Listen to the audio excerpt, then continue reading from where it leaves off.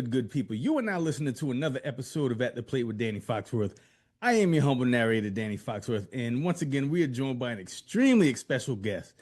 Man, I've been looking forward to this one for quite some time now. Shout out to the good brother, Dr. Napoleon Wells, friend of the podcast.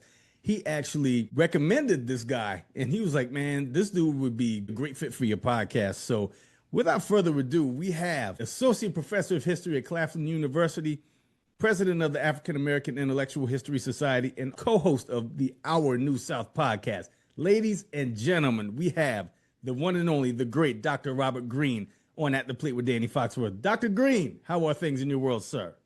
Oh, they are fantastic. I think they're actually a lot better after that introduction. I need to bring you with me to Claflin. We start back classes in 2 weeks. So they're great. They're wonderful. And I'm so glad to be here. I am not surprised Dr. Wells put in a good word for me. He is always someone who's bringing folks together. So he's done it again. He really is, man. That guy is truly the tie that binds. So the Our New South podcast. So your co-host Kevin Blackistone, how did y'all get together to start off on this venture? So that's a really interesting question. And in some ways, I'm still surprised I'm actually part of the podcast. It actually began with the Levine Museum of New South in Charlotte trying to get this podcast off the ground. And they worked with a podcast team and they were essentially given two names. Tracy McMillan Cottom, the New York Times columnist, recommended me as a host, and Kevin Blackistone was the other name that came up. So they said, well, why not both? And so that's how I got involved with the podcast. In fact, funny story, the man who runs the podcast network, Next Chapter Podcast, that produces the podcast, JT, when he first interviewed me over Zoom about the podcast, he said, "Yeah, we have another host as an option." And I said, "Who is it?" And he said, "Kevin Blackistone." And I was like, "Well, okay, I guess that's it for me." But then he said, "No, we want you both to work together," and it's been an incredible experience ever since. Wow. So what were some of the highlights of being on that podcast?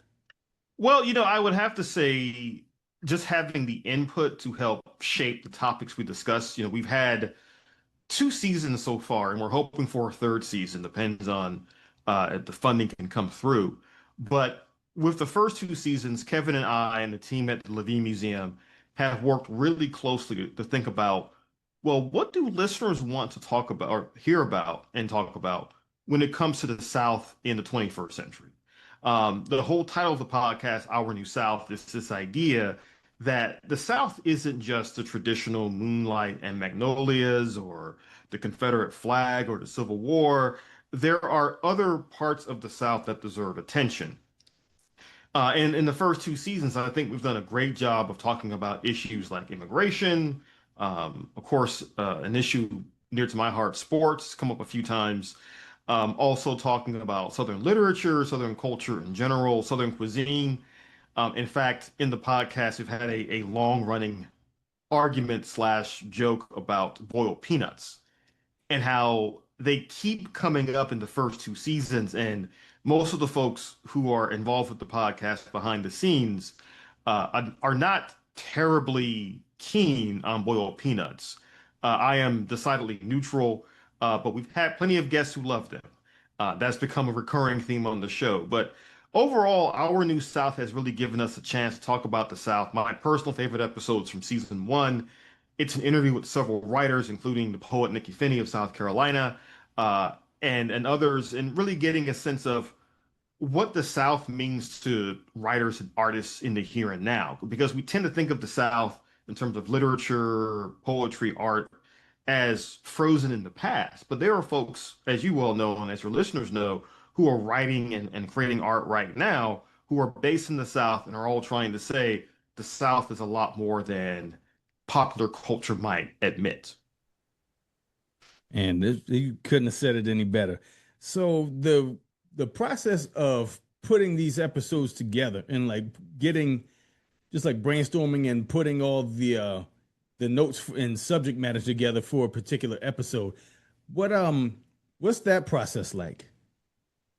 Now, this is the part of the process where I think the producers want to kill us the most because it's, I can just say this.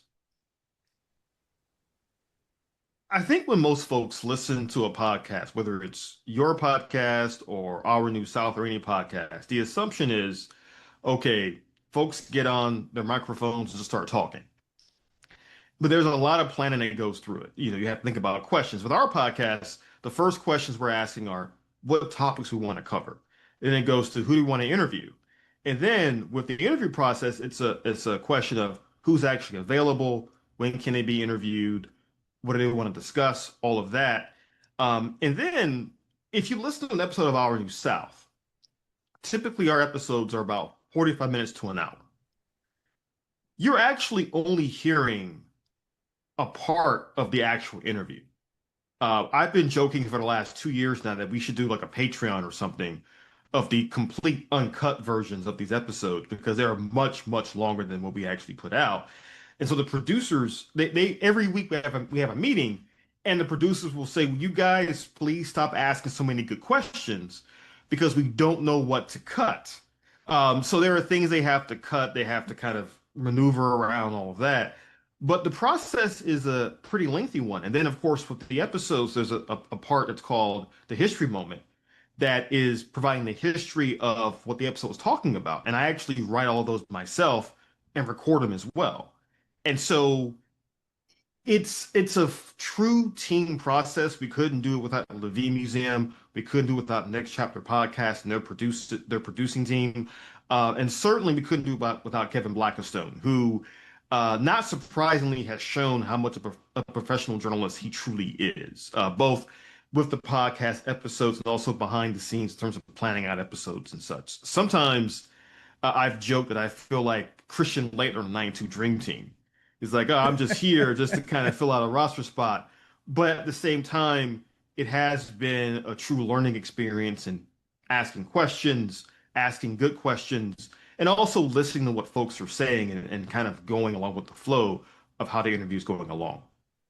Right on. The Our New South podcast. Make sure y'all check that out. I'll actually leave a link to his podcast in the show notes. So let's get into the meat and potatoes, man. Baseball. So talk to us about how you fell in love with the sport. Well, I'm glad you asked that question because I almost wore the jersey of the team that got me into baseball, the Atlanta Braves, except the season they're having this year is decidedly not one I want to discuss at this time. I will say, though, that the reason I got into baseball was as a kid growing up in Augusta, Georgia, you just became accustomed to having the Braves on in the background on TBS. Um, And I gotta say, I was lucky enough to grow up during an era when the Braves were great. You think about how the Braves have been in Atlanta since 1966 and or 1965, and they were mostly mediocre to bad until 1991. And that's the 90s is when I got into baseball. And so I was very fortunate to get into baseball when the Braves were good. I sometimes wonder what my favorite sport would be if the Braves were not very good, and I'm not really sure. But it's a combination of the Braves getting me into baseball, but also in the 90s, you had all these charismatic stars like Ken Griffey Jr., Barry Bonds, David Justice. I was telling a friend of mine a few days ago when I was a kid in elementary school, in middle school during recess, we played baseball. We would be practicing batting stances. And I realized it was all like black players that we were practicing, not even on purpose. That's just who we were choosing. It's like Eric Davis, Darryl Strawberry, so on and so forth. And it's all these guys that in the 90s still meant something.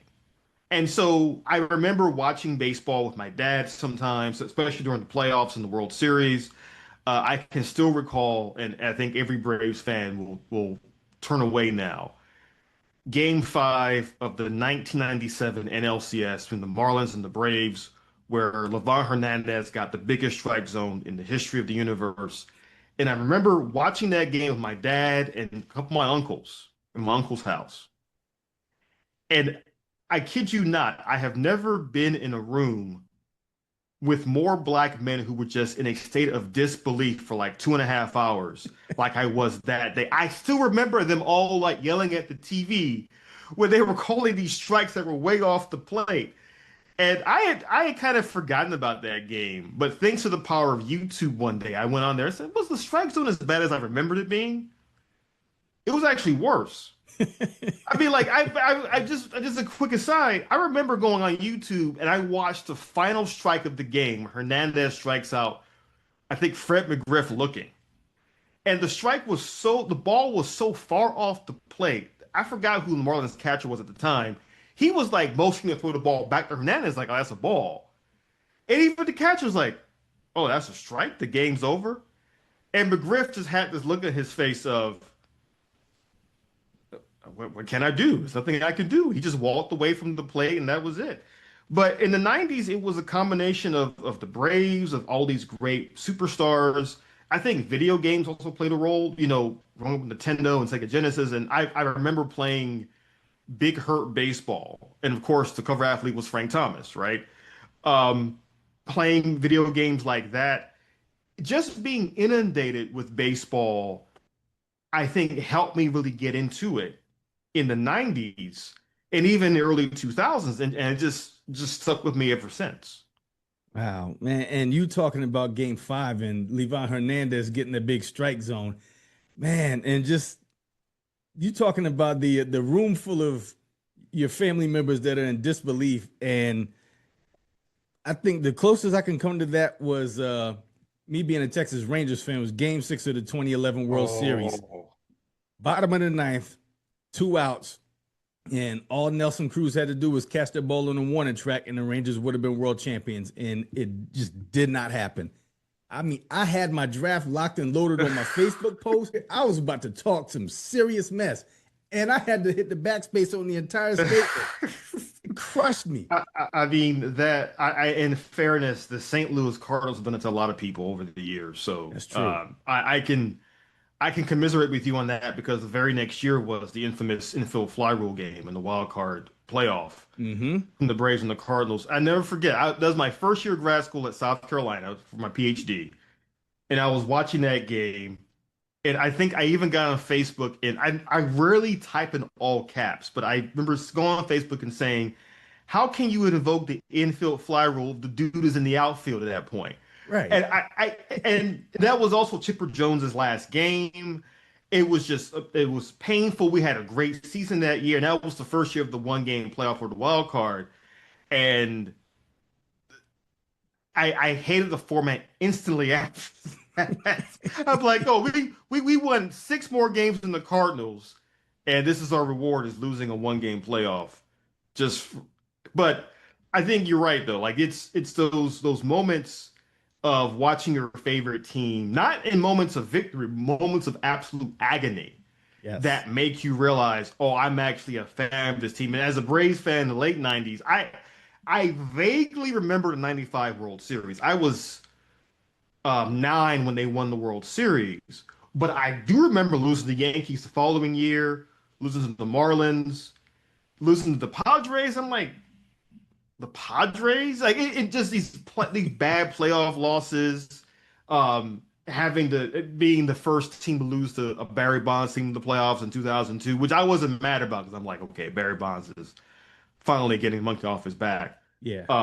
But it's really those moments as a sports fan of you when your team utterly shatters your heart and you say, "All right, same time next year." Yes. Man, I tell you what, that's it's funny how those kind of moments can really just strengthen the bond between you and yourself and the team that you root for. So the next thing I want to talk about because you're uh you're kind of a historian when it comes to matters of the Negro League, and I've always wanted to talk with somebody about the Negro League on the podcast. So now that I have you here, what was how did you become so fascinated with the Negro League? So, that question I really can't separate from how I became a historian in the first place in a lot of ways. Um, as a kid, I read voraciously. I read everything to get my hands on, and I remember in particular, my dad would take me to this bookstore in Augusta called Hamilton's. It was a black-owned bookstore. This is back when you still had a lot of black-owned bookstores across the country. And I would look at the books, sometimes purchase them, and I slowly began to learn about the Negro Leagues through those books. Also, my grandmother owned a set of the Ebony Pictorial History of Black America, like a three-volume encyclopedia of Black history. And she actually told me when I was 6 years old, she said, you can take those home with you because I would always look at them in her house. So I took them home. And in volume three, there's a whole chapter about sports. Now, the pictorial history came out in 1973. And so the pictures are the beautiful photographs. They're of athletes of that era. So Muhammad Ali, Joe Frazier, you've got Willie Mays, Henry Aaron, Jack Robinson, so on and so forth. But the book also talked about the Negro Leagues. And I remember as a young kid, for Black History Month, we talk about famous Black history, historical figures and the like. And they would mention Jackie Robinson, but then occasionally a teacher would mention the Negro Leagues. And so I keep hearing about the Negro Leagues. Like, what is this? Like, what is the Negro Leagues? And as I got older and had more time to look into these things, I learned more about what the leagues were. In particular, I had a book I purchased from Hamilton's, which I wish I could find now. It was a book of sports cartoons from like black newspapers back in the 30s, 40s, and 50s. Wow. And I wish I could find it. It's probably back in my parents' house somewhere. But it's a lot of the cartoons were of Negro League stars and the Negro League World Series and so on and so forth. And as a kid, as a teenager, as someone who grew up in the era after the civil rights movement, learning about a league that was just of black players was a bit jarring, but it also wasn't surprising. And as I've gotten older, the thing I keep coming back to is as a kid, I knew people like older black men and women who likely followed the Negro Leagues, who likely listened to games on the radio, went to watch games at the ballpark, etc. And now I feel as a historian, I have to play some part in making sure we don't forget about why the Negro Leagues matter. Like right now, I'm wearing a Newark Eagles jersey. It's actually the number is 14 for Larry Doby, who is from South Carolina. And what I find is that in popular culture, the Negro Leagues, I think, have never been more out in front as they are now. But I find teaching my students at Claflin, I really take time to say to them, hey, the Negro Leagues matter because of X, Y, and Z. These are all black teams. They are an example of not only black culture, but also black business. And I think they're also an example, and this is how I always tell my students about this, that despite the problems of Jim Crow segregation and the like, black people were still finding ways to be entertained and to entertain each other. And lastly, what has been surprising to me is to find out how many of these players were actually great and how many of them should be better known. Like at Claflin, I teach a sport history course. I teach courses on U.S. and African American history, European history, etc. And in both my AFAM and American history courses, when I cover the 1920s, one of the things I get into is the importance of baseball in the 20s. And I'll point out to my students two things. I said, number one, how many of you know who Babe Ruth is? And they all raise their hands. And I ask them, so can you name any other celebrity from the 1920s? They can't, which shows how important Babe Ruth still is. But then I'll go on and say, how many of you have heard of Cool Papa Bell? And they're like, wait, like who is? And then I get into this discussion of Cool Papa Bell, how these black players and Negro Leagues were so important and not just black life, but even white baseball fans knew who some of these folks were. But I think it's important to really focus on how the Negro Leagues meant so much to black people in so many different ways. Man, and one of the things that I always loved about the Negro League is how cool the names of the players were. Like the aforementioned Cool Papa Bell, you got Turkey Stearns, you got Oscar Charleston. Satchel Paige. I mean, just just so many cool names. And it's like the coolness of them matched their style of play so perfectly. Well, and I think to your point too, some of the stories you hear about Negro League games are incredible. Like one that comes to mind is I think it was Satchel Paige facing off against Josh Gibson, Hmm. and he would tell the rest of his team, Paige it would tell the rest of the team, "Oh, leave the field. I'm going to strike out Gibson." Imagine if you're watching a baseball game, like you're watching like I think right now or today the Dodgers played the Cardinals and Ohtani told the team, "Get off the field. I'm going to face Arenado on my own. I'm going to strike him out." Twitter would go insane if Yeah. that happened. Like it would just be like, "Okay, what is this?" Um, and I've even joked. I even have a phrase I use with my friends called a Negro League play, where you see something on the field now that's so incredible, Hmm. that's so athletic, and you're like, okay, now I can believe more and more of the Negro League stories. Like that, for example, that Acuna throw about 2 weeks ago. Oh my I said that's gosh. that's like a Negro League style play. It's like if you heard it described, you're like, that didn't actually happen, but it did. But you're right, the players, the personalities, I think that's something that's missing in baseball now for the most part is people who are not afraid to be themselves. And I think in the Negro Leagues, it gave those players a chance, at least for a few hours a day, to just be themselves, to be flamboyant, to be talented in an era when it wasn't approved for black folk to be flamboyant and talented, at least not openly. And so, what's some literature from the Negro Leagues that you would recommend to the listeners? So I think, there is a growing list of books about the Negro Leagues and black baseball players in general. I think I think the book Only the Ball Was White is a good place to start. That's an older book from the 70s, but I think it still holds up pretty well. I think books like Race Ball, which is about both Black American Latino players in baseball and their history in that from the 20th century is a good one.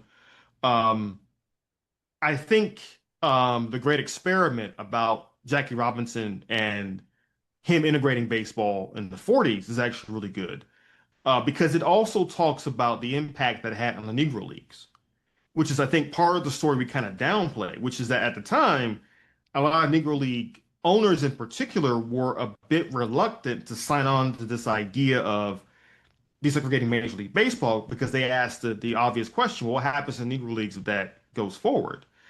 Um, I think in terms of other books about the Negro Leagues, one thing to also keep in mind is that a lot of books about African American history in the 20th century at some point do mention the Negro Leagues as well. And so I think that's also worth thinking about too. And I can provide more books after we're done here if you want to put them in the show notes or what have Okay. you. But I think there's a growing literature about Negro Leagues in large part because there's more interest in what the leagues meant to Black Americans. Right on. And there's also, I'm not sure if it's still on Tubi, but there was a really good Negro League documentary that I saw. It was called There Was Always Sun Shining Someplace. And that was a really, really good documentary. I believe came out in 82 and James Earl Jones narrated it. It was really cool. That one's really good, especially because if memory serves, they interviewed some Negro League players for it. And Correct. I think those older documentaries from the 80s and early 90s are really impressive because they still had Negro League players around to talk about their experiences. Unfortunately, now there are hardly any left. Hmm. Um, but I think those old documentaries are really good for that reason. I completely agree. So now we're going to get into the 5 question segment. So the first and last question are the same question I ask every guest I have on here. Questions 2 through 4 are 100% random. So question number 1, what were Robert Greene's go-to school lunch items? Oh goodness. Okay, so pepperoni pizza for one. I would have to say chocolate milk, which thinking about that now is like a weird combination, but as a kid you could handle it. Yeah. Um, I think the little fruit cup that they used to have with like the different fruit pieces in it. I Hmm. used to love those. Um, And I would sometimes, let me see, thinking what else. The little salad you would get with it too. Yeah, I was Yeah, like, oh, that's fine. That's all I needed. there you go. Question number two. If you were a baseball player, what would your walk-up music be? Oh man, I actually thought about this. I think if now it depends on what position I played. If I was a closer, it would have to be the Undertaker's music from WWE. I like Um, that. but I would have to back that up every time I oh, That's important. I would have to back that up. Um, I would say if I was like an everyday player, like a position player, I would probably okay, so I would say the song "Whoop There It Is," only Okay. because every other option I can think of is probably too explicit for the ballpark. Right. So like I was gonna say, well, I'd use a Run the Jewels song, but like I don't think they have anything that's clean that can hit the ballpark. Maybe an instrumental, but that's about it. Yeah. Um, but yeah, but if I play, okay, to answer your question, if I play for the Braves, it would have to be Welcome to Atlanta. See, It you would just be can't go Welcome wrong to with Atlanta. that. Can't go wrong with that at all. Question number three. What's your favorite restaurant in Colombia? Oh, you're trying to get me in trouble now, aren't you? Let me see. So, You can choose more than one. see, the thing is, I think my top two options are Saludas if I want like a nice fine dinner. Saludas is the one I go to. Okay. But for like a nice laid back but tasty lunch, I would say the Warmouth. And I think I'm biased because I was just there today, as a matter of fact. What'd you have? So I got the fried chicken sandwich, and I ordered it because I knew it was not going to be your typical fried chicken sandwich. And what I mean by that is, if the piece of chicken is like hanging off the bun, and Hmm. you're eating the chicken before it gets to the bread, that is my kind of fried chicken sandwich right there. Yes, Um, indeed. and they always have good service, good food there at all times. And Saludas is really good. Honorable mention to a few other places in town, but I think those are my two go-to places. Okay, yeah, I'm taking notes here. So I never heard of either one of those places. Considering the amount of times I've been in Colombia, man, I love learning stuff. Well, and I would say too, like with the Warmouth especially, if you Warmouth is part of sort of like the North Main Cottonmouth, Cottontown area of Okay, of of Main Street. So if it's kind of, I won't say secluded, but that part of Colombia is built up over the last 10 years or so, so it's relatively new. Saludas is in Five Points and it's been there, I think, forever, it seems like. But it's a really nice dining establishment. all right. Question number four. What are your three favorite swings from players not named Ken Griffey Jr.? See that? Oh, so you got me. So because I was going to say King Griffey Jr., that's what everybody says. Yeah. So I think swing number one is Barry Bonds Mm-hmm. because he had such a compact swing, but it covered so much of the plate, like you couldn't really get around him. It was just an efficient swing. Um, I think number two, and again, this is my bias here, Chipper Jones. Yeah. The fact that his swing was so effective from both sides of the plate was incredible. And it was a joy to watch him hit because his swing was just a beautiful swing. Um, I think the third one, though, and this might be kind of an unorthodox answer, Ichiro. Because Good call. Ichiro, the thing is, his swing was such that it was as though he was always moving as he was Yes. swinging the baseball. And to that point, real quick, I think one thing about Ichiro in Japanese baseball that's worth noting is that Ichiro, memory serves, has given the largest single donation to the Negro League Museum in Kansas City. Really? Yeah, he went there years ago. I think he was playing for the Yankees, and they visited the museum while they were in Kansas City. And according to eyewitnesses there, he was quiet the entire time. He took it all in, and he loved the museum. He gave him a ton of money as a result of that. And I think that's in large part because in Japan, the Negro League still have an honored reputation because the first pro team from America to play over there and teach them baseball was actually a Negro League team, the Philadelphia Royal Giants, in 1927. I didn't know that. Um, yeah, they baseball in Japan goes back to the 1870s, but you don't really have Americans playing there in like large numbers until the 20th century. And this Negro League team went there in 27, and they beat every Japanese team they played, but they were also very courteous to the Japanese. They said, okay, this is how you play the game, this is what you want to do. They were very nice to them.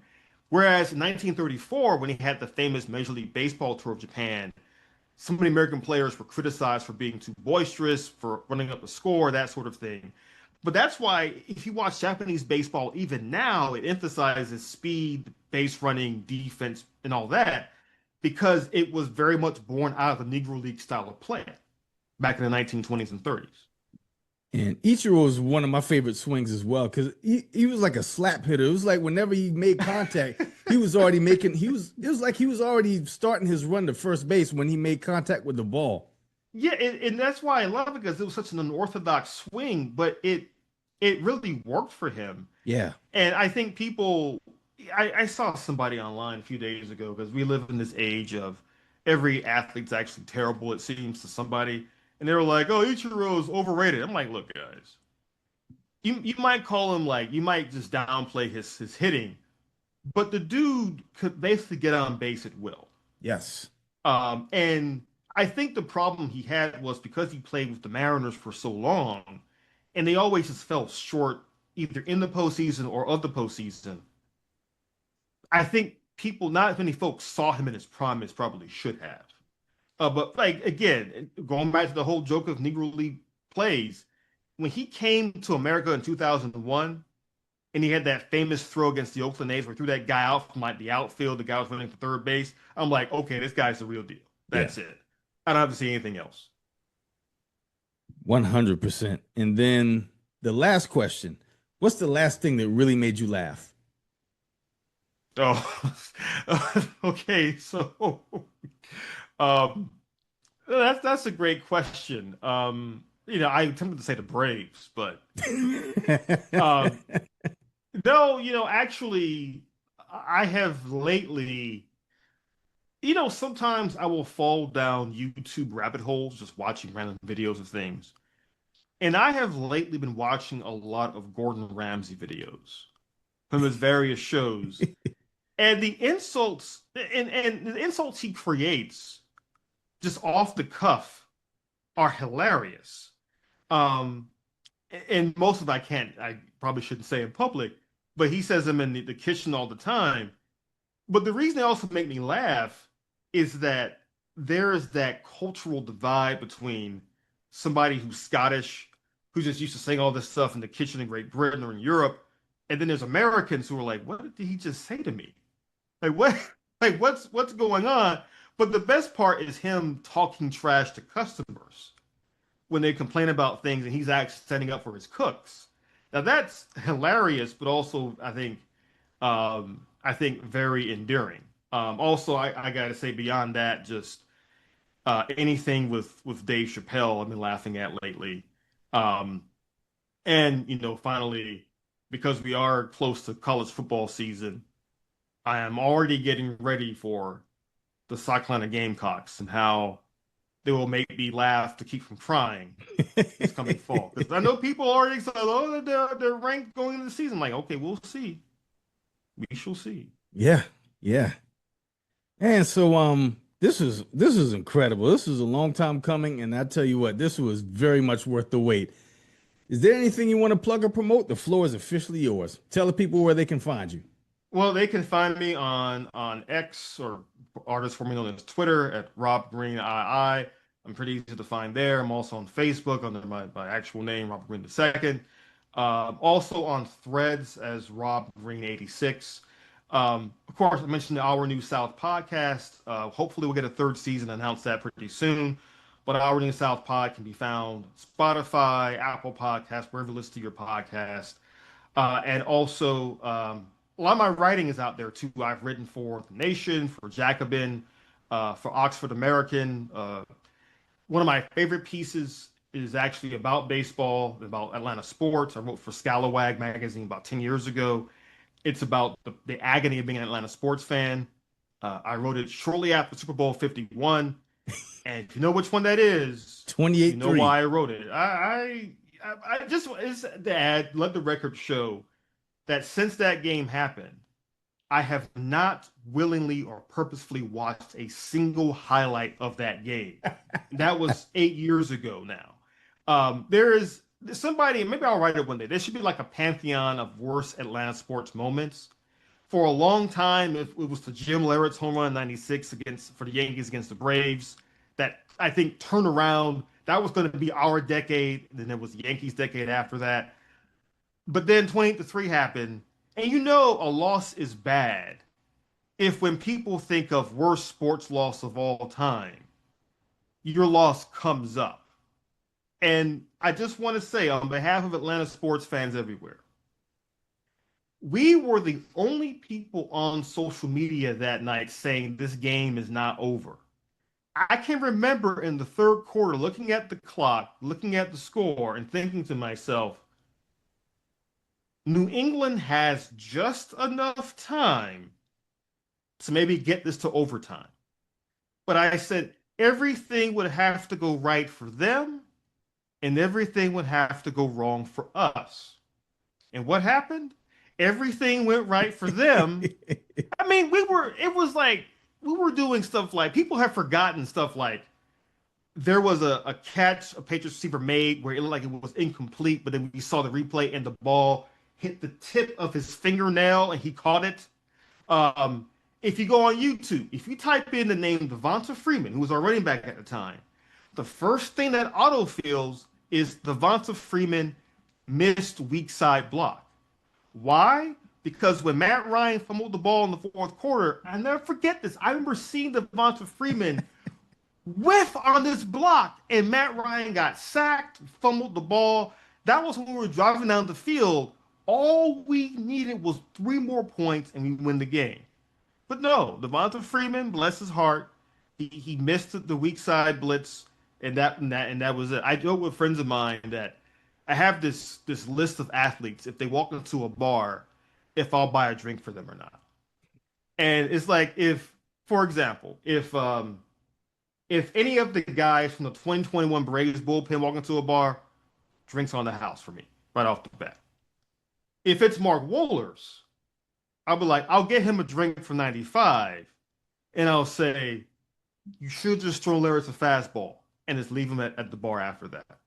If it's Chris Chandler or those 98 Falcons, they get a drink because we didn't think we could get that far anyway. I'm fine with them. But brother, if it's Devonta Freeman, I don't know what he looks like, which is probably good for him. But it's like, if it's Devonta Freeman or more, if it's Kyle Shanahan, Ooh, I will buy a drink to drop on top of his head. That's what I'm doing. Like, look, man, you just, and the thing about Shanahan is ever since my dad cannot stand Kyle Shanahan, so whenever the 49ers blow a big game, I've done a lot lately, we both laugh at him. It's like, okay, see, look, you're a genius until the chips are, down, and then look what happens. But that is, yeah.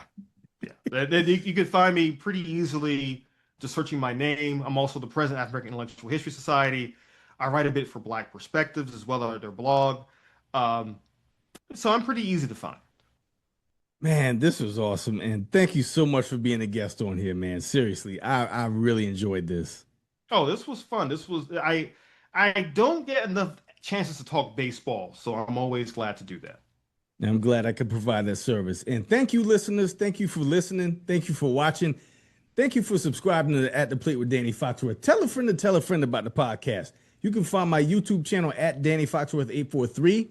There you can find videos for every episode of this podcast, as well as Since We Last Spoke with Danny Foxworth, my Candle podcast, A Wicked Good Time with Danny Foxworth, and Growing Up Low Country with Liz and Danny. And for Dr. Greene and myself, this has been another episode of At the Plate with Danny Foxworth. And until next time, y'all be good. 3 strikes.